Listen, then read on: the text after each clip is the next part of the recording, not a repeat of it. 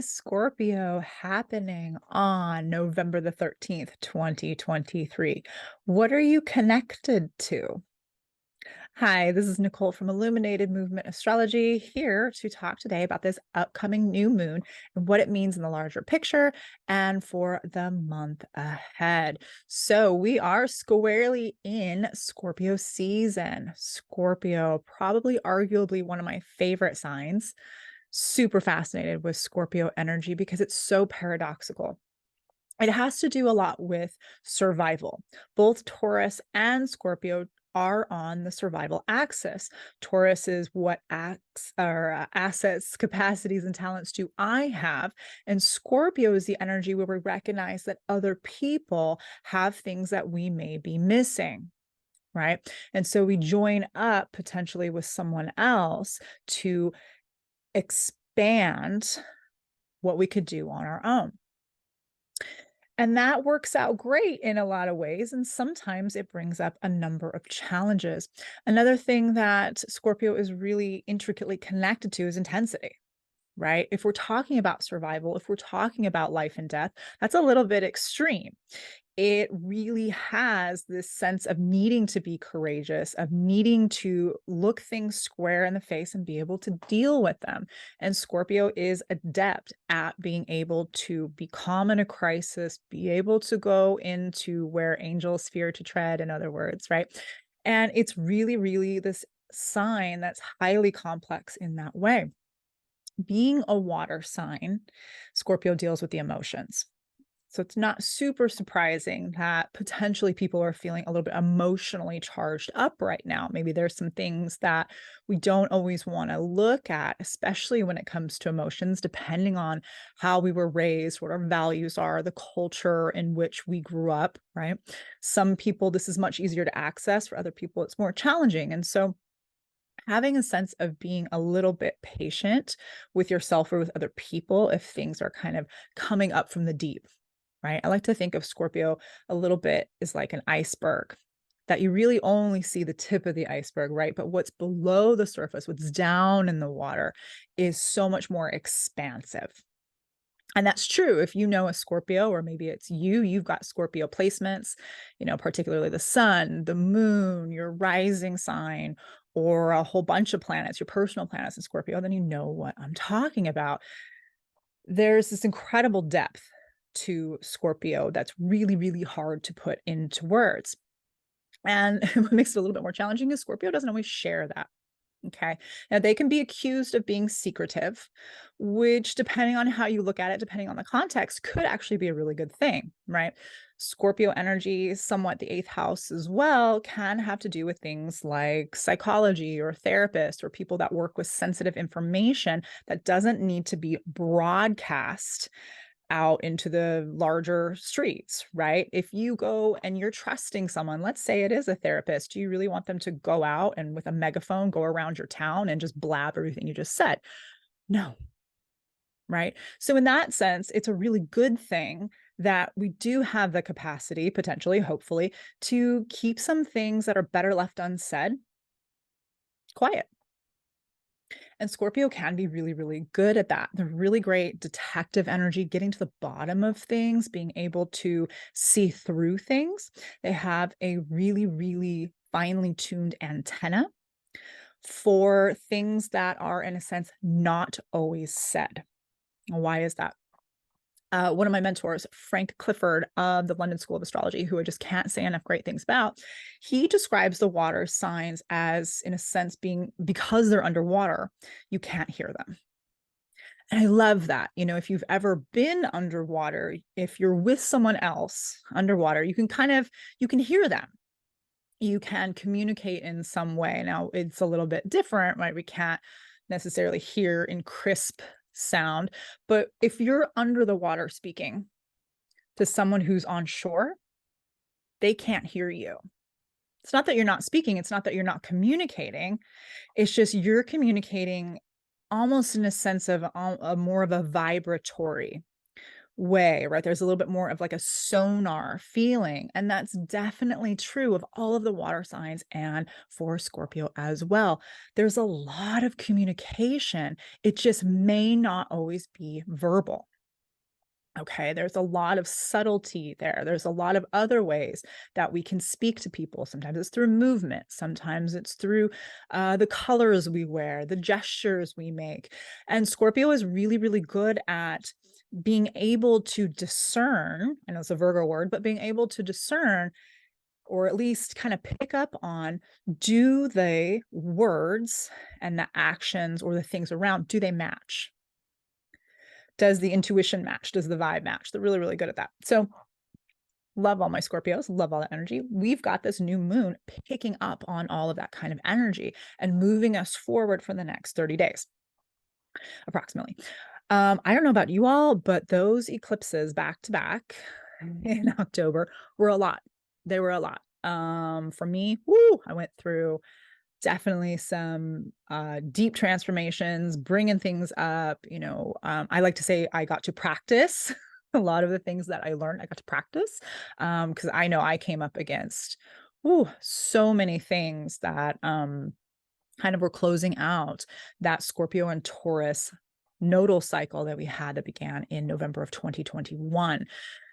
So why am I bringing that up?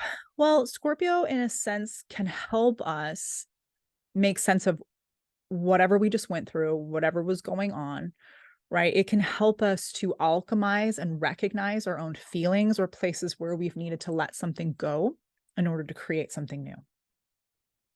You'll hear me talk about this a lot, but Scorpio is not just a destructive energy. It's also a constructive energy. It's a creative energy. It's a yin sign in the sense that it draws in, right? It's a magnetic sign versus a yang, an outwardly directed sign, or you can think of it like inhaling and exhaling. Scorpio is an inhale, right? It's a magnetic, a drawing in kind of energy. And so it pulls a lot of things from its environment around it to merge with, to reflect against in order to know itself better. Okay. So wherever Scorpio is in your chart, you have the ability to tap into this energy of knowing yourself better, potentially being able to create something new, possibly by breaking it down first. Okay. Scorpio ruled by Mars, right? Mars is that outwardly directed creative energy, and yet it's in an inwardly directed sign. Really, really fascinating, right? Going back again with that paradox that is Scorpio. So the ability, in a sense, to really be a master manifester lies also in some of that scorpionic energy. How do we bring into us, right? And also, what are we putting out? How are our emotions tied into all this? Now, we know from science and spirituality, being more bridged together and being able to measure these things, that the heart, our emotional center, is actually where things get manifested from. It's not so much in the mind, it's really more in the emotions. And when we feel like we are already living the outcome that we want, that's when things get brought into us. So, Scorpio needing to be careful of what it's creating, right? What is it drawing in and what is it putting out? And you'll be able to know by what you see in your environment, right? And also being careful of what you connect to. As I said in the opening, what are you connecting your energy to? Is it something that is building you up, right? Are you actively also participating? Because the thing is with Scorpio, and to some extent also Pluto, which is the modern ruler of Scorpio, we talk about power and powerlessness. So if I'm going to, let's say, join forces with you because we're on a desert island and I'm really good at fishing, but you're really good at building shelter. I'm not good at that and vice versa. Okay, great. We have an exchange, but we have to make sure that we're participating, right? That we're growing, that when we're merging with someone, we're not just saying, oh, okay, great. I'm just going to take all the shelter and the fish and goodbye you, right? That's not really, that's a power struggle. Or potentially looking at someone and saying, oh, okay, great. Well, now you do it all and I'm just going to sit over here. That doesn't work either. So we talk about balance when we talk about Libra, but it continues on into Scorpio. Is there still an interplay of you and me, even though we've joined up and merged together? In a practical sense, right? Or in a psychological sense as well. What are you connected to? What are you giving yourself to, or to whom? This is one of the signs that deals a lot with relationships, right? Again, in a practical and a biological sense, if we're going to create new life, there needs to be sperm and egg coming together to create the possibility of a new human coming into creation, right? So, thinking of all of these things, thinking about the life, thinking about the death, thinking about all of the possible big energies, the Scorpio, the eighth house, sometimes that the taboo things that we don't want to talk about, right? Procreation, death, taxes, all the powerlessness. No, who wants to talk about that? But it needs to be brought up. When we ignore it, when we don't deal with it, then that's kind of when you can get that iceberg moment, right? Hitting the thing that you didn't see, or maybe feeling that sting of the scorpion tail. So making sure that over this next month, you're taking a conscious inventory of what are you connected to? What are you putting your energy into? What are you putting your creative energy into? And with whom? Right? Just being aware, because one of the tough things with Scorpio is, of course, it wants to merge, it wants to join up. It's really, really, really powerfully intended around having a deep, vulnerable, intimate experience with someone or something.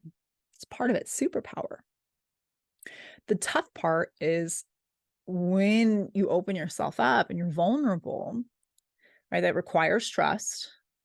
Hopefully, you've picked the right people, the right things that aren't going to potentially betray you, right? Stab you in the back, take you for a ride. And that's one of the tough things with Scorpio, too, is sometimes it brings that to our attention that we haven't picked maybe the best thing to partner with. Now, it's an important learning experience. It's part of that Phoenix moment. And so if this is resonating for you, if you're one of those people that's like, oh my gosh, I feel like I'm constantly like having to build myself back up from the ashes and constantly having to, do something over again. Well, that may be a part of your soul contract. It may be a part of your journey here in this lifetime, is to be able to do those kinds of alchemical transformations. So if that's you, don't beat yourself up over it. It's just part of the life experience. And all of us will have to go through facing betrayal, right? I mean, if you grow up and you go through grade school, hi, that happens, right? All of a sudden your best friend doesn't like you anymore, or told your secret, or, whatever. Like those are things that we encounter even from a young age. And they go on through adulthood. So it's part of the human experience. We have to deal with these things. So what does this mean in terms of the new moon? All right, so we're going to take a look at the full chart and see how this energy is playing out.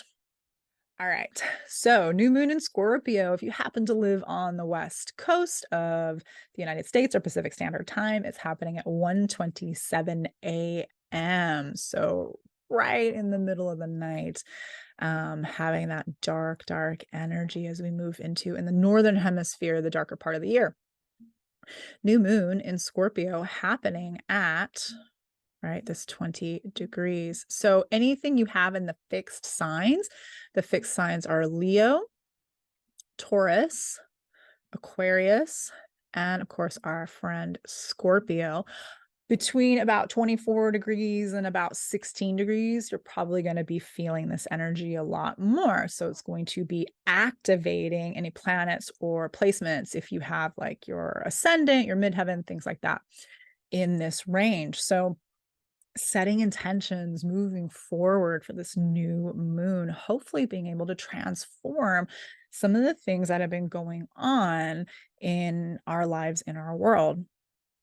This new moon is almost exactly opposing Uranus in Taurus. So I'll talk more about that in a second, but the, or, sorry, what did I want to say about that? Had to do with Mars. Okay, so Mars being the traditional ruler of this eclipse, sitting in its own sign in Scorpio. So giving that a little bit more energy, having a high expression of passion, feeling a drive to move forward, wanting to potentially start a new phase in relationships. And again, it doesn't have to be with a person, it could be to something you're trying to create. Maybe it's a music composition, for example. But really having an activation of passion and of kind of like this fire and this drive to be able to actualize something new, to be able to let something go. Mars being in Scorpio is really good at cutting things off that are no longer serving us. So for example, if there's a habit that you want to get rid of, maybe it's you're playing video games every day, maybe it's you're, drinking too much, or you're overspending, or you're not taking responsibility in some way. This is a great time to be able to cut those things off. Okay. To be able to release and detoxify either your body or your life or your relationships or whatever they are to help you regenerate. Right? Scorpio has that regeneration energy. And part of that is getting rid of things that are toxic in a sense. Having this oppose almost exactly Uranus in Taurus. So Uranus also a planet that really wants to move us forward. It's like rocket fuel. It's like jet fuel. It's taken off and it's going much, much faster than Mars. And so when we have this tension between these two planets that want to go, go, go, go, go, right, there needs to be a release. It's possible that you may feel almost a sense of like this superhuman, like, I got to go do this thing. I got to go take a risk. I've got to go big or go home, right? I got to really do something to feel that adrenaline, to get that extreme level of, energy that I'm desiring to interact with. And so if you're feeling that, if you can put a pin in it, if you can push pause just for a little bit for a few days after this transition, maybe make a plan. Like, let's say you decide you want to go skydiving for the first time ever. Maybe don't do it on this particular new moon. Maybe wait, maybe make the plan to it. Maybe do some research or something in that way so you feel like you're moving the energy. But take a look at it after. The reason I say that is Mars and Uranus can tend towards risks that end in kind of like too much cost, or that can create something where we become injured or something like that, because we don't have like a sense of curbing that energy back. It's like so much charge forward that it may not be the best choice, right? The best risk to take. So just kind of be aware if you all of a sudden out of nowhere are getting this idea to go do something kind of like maybe crazy, maybe visualize it, maybe put a pin in it, maybe make a vision board, whatever, but put it kind of to the side for later. But you do want to release some of this pent up energy, hopefully in a constructive way, right? It's like having a pressure cooker with too much steam and no vent for that steam to escape. Not good, right? That can also kind of create some internal, potentially, distress, or when we've all experienced it, right? This bottling up of emotions, and all of a sudden they explode in kind of this like inappropriate setting or place, or, we've all seen it or witnessed it when someone maybe has a reaction that is a little bit out of place for what's happening. So being mindful of that, giving yourself some kind of release. So that could be something physical, because we are dealing with Taurus, that is the physicality of life, right? It also has to do with our physical body. Just, of course, being, again, aware.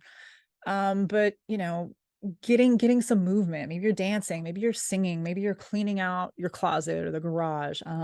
Maybe you're making, again, plans to move something forward. You're going to know with Uranus, with Mars, there's like it's almost like itchy, like it's this itchy, naggy pebble in your shoe. It may not be the time to take your shoe off and, remove the pebble, but maybe it's like, all right, I'm walking, I see a park bench up there. When I get there, I'll sit down and deal with it. So at least you have like a plan to take action.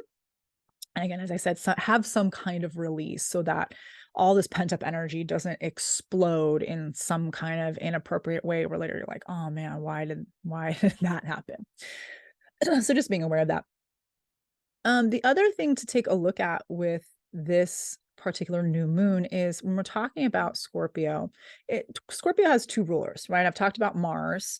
The modern ruler is Pluto. I know I've been talking about Pluto all year for those of you that have followed me either here or on Instagram or been getting readings from me, because Pluto being in its final degrees of Capricorn is a big deal. When a planet, particularly an outer planet that takes so long to complete its story and its journey, gets to the end, the energy ramps up. It gets louder, right? It's like listening to a symphony and you start getting to the crescendo, right? It's building, building, building, and all the energy and instruments are getting louder and louder and more active, right? That's what's happening with Pluto. And Pluto has been squaring the nodes for a lot of this year, the nodes moving on from Taurus and Scorpio into Aries and Libra. With that north node, Aries, its ruler is also Mars. Okay, so that's giving Scorpio still some extra emphasis right now, giving that Mars planet, Mars being kind of the verb of the sentence here, an extra punch, wanting to move forward, feeling very passionate, feeling a lot of feelings, wanting to maybe fight on behalf of something that's important to you or seems important to you, wanting to go out and get it, right? Grab life by the horns in a sense and pull it in. There's a lot of that energy happening here, especially with these nodes in square to Pluto. Still, this is bringing our attention to major energizing, major transformation that's trying to take place. With Pluto, the planet of transformation, the planet of regeneration, right? Death and rebirth as well. It's part of why it's the modern ruler of Scorpio. In the sign of Capricorn, our governments, our structures, our outer authority, right? Do we feel like we can govern ourselves and govern our lives? Right? With these nodes, especially in Aries and Libra. Aries is that fire in the belly. It's the first zodiacal sign. It's the beginning of something new. So we have this new moon beginning for the next month. And we've got this, again, Aries new cycle happening of the nodes, which will go through all 12 signs in reverse. It'll go to Pisces next. So new stuff, wanting to move forward, maybe feeling a little bit, again, pent up, or with all the collapse that's happening in certain structures and governments, places in the world, particularly the United States. Again, I don't want to be United States centric. I know people listen from all over the world, and it's not that I think that the United States is the end all be all. I don't, but it is my lived experience. It is where I happen to live, and it's going through its Pluto return, right? Or that's been happening for the last couple of years, and that's a 250-year cycle when civilizations or empires or whatever you want to call them, they go through a reckoning, and a lot of them fall. And the United States is in that place right now. Does it mean the United States is going to collapse? I don't know. It's possible. But at least it's going to be going through some really serious, hopefully, kind of looking at what has already been done over the past 250-ish years. Do we want to revisit these things? Do we want to change things? What do we keep? What do we get rid of?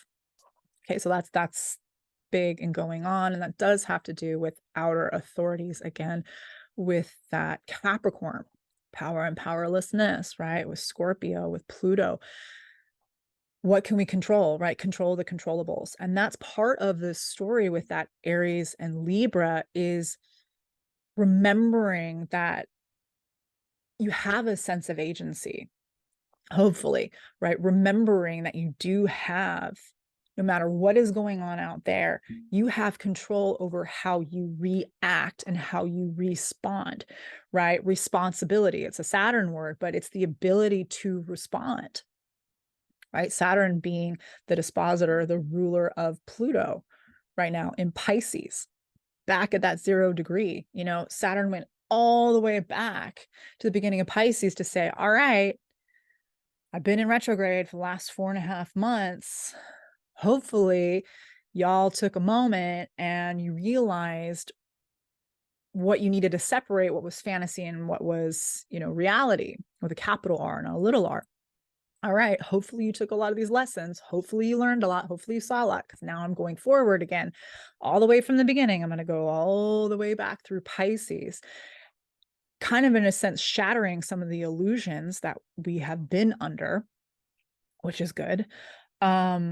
Helping us to concretize, hopefully, our new visions of the future, right? Helping us to set up good spiritual hygiene, good psychic boundaries. And that doesn't necessarily mean, psychic like you're a psychic medium or you're reading tea leaves or cards or whatever. It could be, and that's freaking awesome if that is you.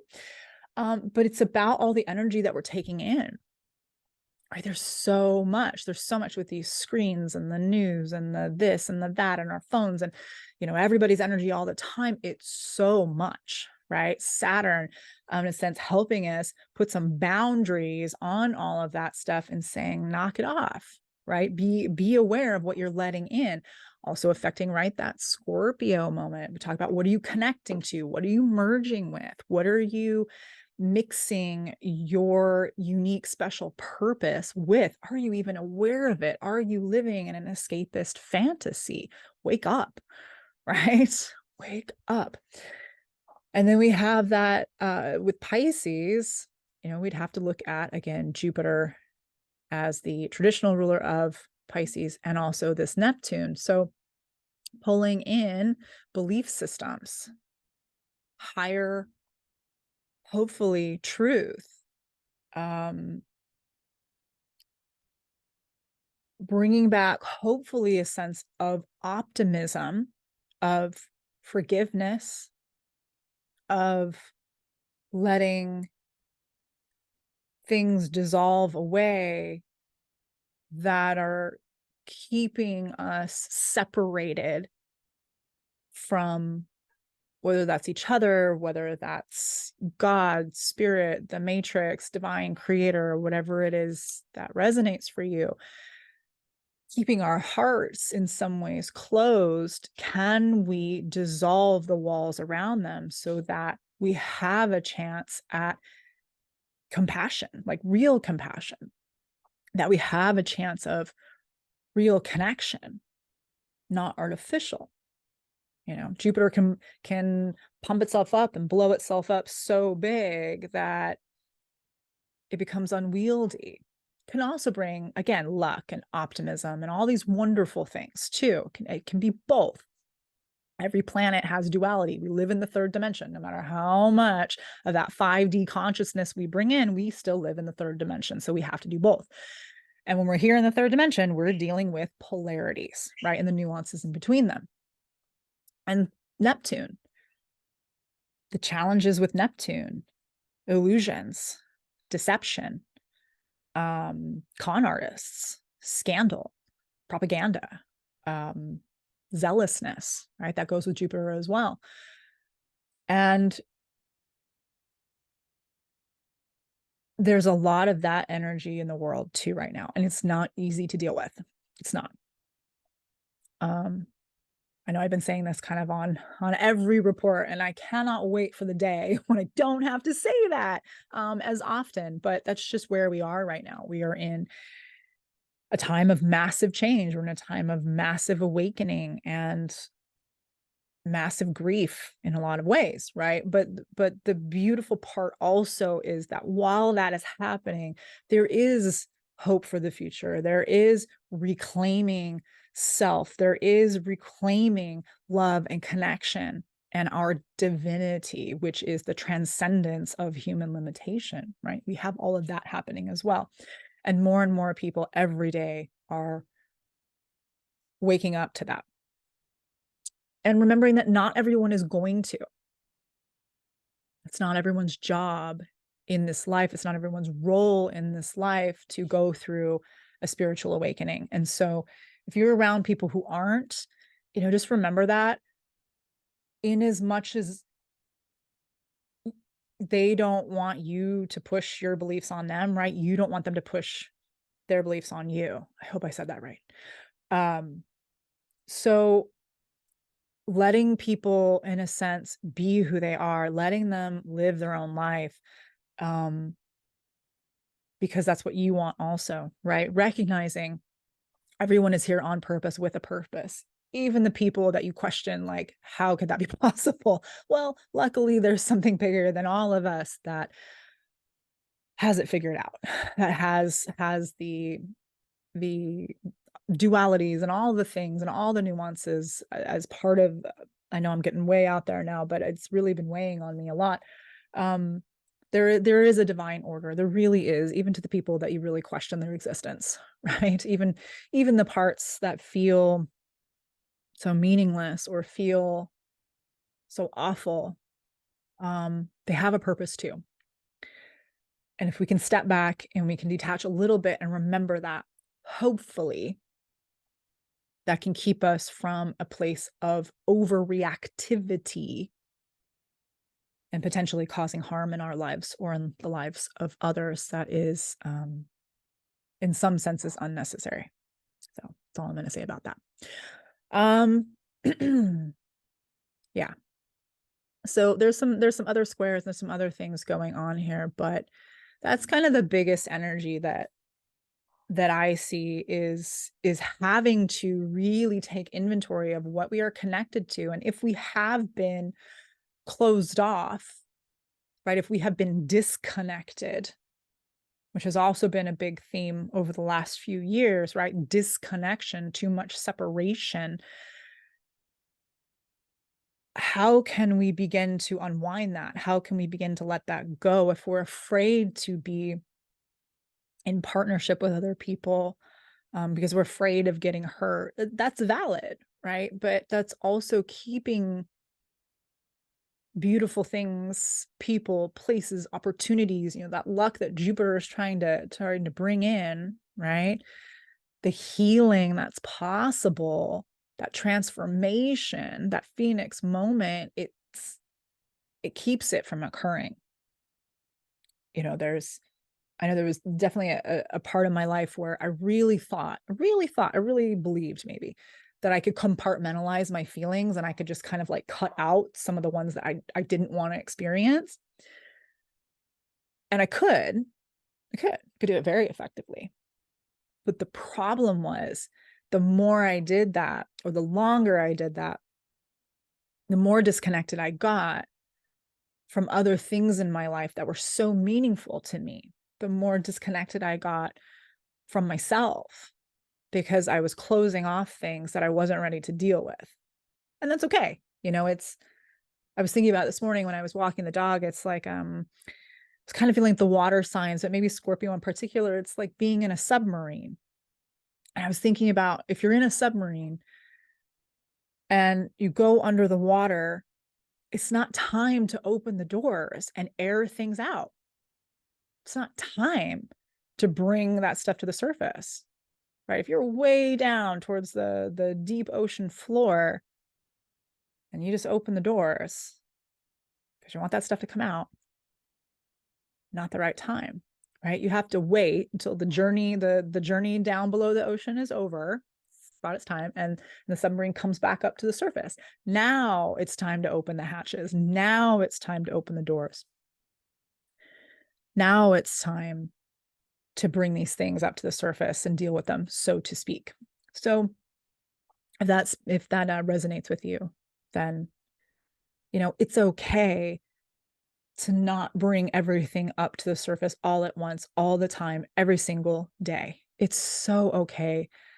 I love the Pluto and Scorpio generation. I love them so tremendously. They're so powerful. They're so amazing. But some of the overemphasis on trauma and trauma sharing, particularly on, the internet or socials or even in public, right? It's beautiful in a sense, but there's a point when it's too much. It's not time. Not everybody is traumatized to a deep level on every single subject. Not everybody needs to bring it up at the same time. Doesn't mean that they're not working on themselves or working on things. And in a sense, as much as we think we know somebody else, we really don't. And so we don't know what's going on in their personal iceberg. And so if you've been kind of feeling that, I don't know who that's for, but man, that was very, very loud. Whatever. Yeah, whomever that's for, that was really, really loud that wanted me to talk about that. So I hope that that resonates for you. That message will find you, whoever you are, wherever you are. And it's okay. It's okay to not do that all the time. It's okay to do some Taurus, okay, some five senses stuff, some enjoying life, enjoying being here. It's okay to do the best of Scorpio, to love deeply, to commit and connect to something deeply that changes you. It's okay to do that too. Right? It doesn't all have to be so much crisis. It's really okay. Things will still resolve. It'll be all right. So, yeah. Okay. Well, on that note, I'm going to stop sharing my screen. Wow. I didn't know what was going to come through on that. But a lot of stuff did. So I hope that was really helpful to whoever it was that needed that. I hope you all have a beautiful, beautiful Scorpio new moon. Connect, reconnect, right? We need more connection. We need some forgiveness. We need some letting go. We need joy. It's okay to be intimate. It's okay, right? To really, really deeply feel again and to deeply love again. And so I hope that this next 30 days, kicking off these other cycles, brings you so much love, so much joy, so much healing, so much transformation. I'm here on YouTube. I'm here on Instagram. I have a few appointments left in November. You can book those through my website, which is linked in the description and also up in my bio. So I work on helping people remember who they are, right? Inspiring them to be the best that they are. I'm really good at helping people see their special and unique talents and gifts and helping them through, these really kind of crazy times. So if that speaks to you and you want to book a reading, I have a few spots left in November, but they are filling up quickly. So you get them while they're there. Thank you all so much for your time, your attention, your love. Comment below. Let me know what you think. I do respond to the comments. So yeah, that's it. Thanks so much. Take care. Mwah. Bye.